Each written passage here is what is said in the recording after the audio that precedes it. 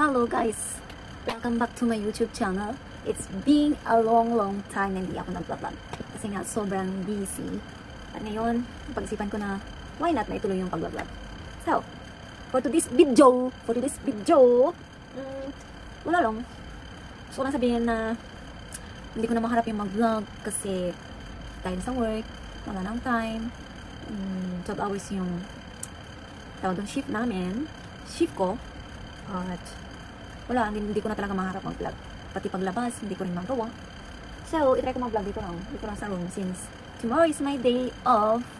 So, hindi ko lang kung anong gagawin ko. So, try ko lang gumawa ng video para may upload naman ako. Or gusto ko lang mag-update sa buhay-buhay. So, yun. Hindi ko lang kung ano i-vlog ko kaya hindi ako nakakapag-vlog. Wala ko nang maiisip na i-content. At saka, busy rin gumagawa ng content namin sa shop namin, which is my employer, sa Facebook page. Doon ko tinututukan yung mga ginagawa kong content. Pero ina-upload ko lang sa Facebook page ng aming shop, which is Market 17.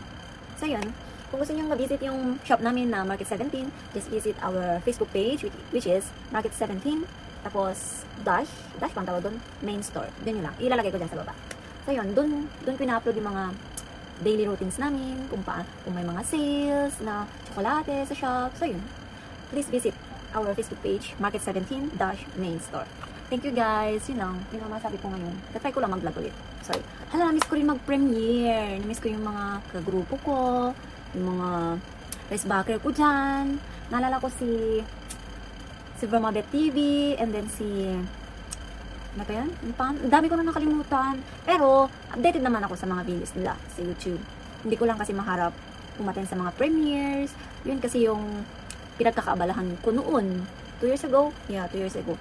Last na premiere ko is I think 2 years ago yata yun. Na-miss ko lang. Na-miss ko yung mga dati kong ka-premiere.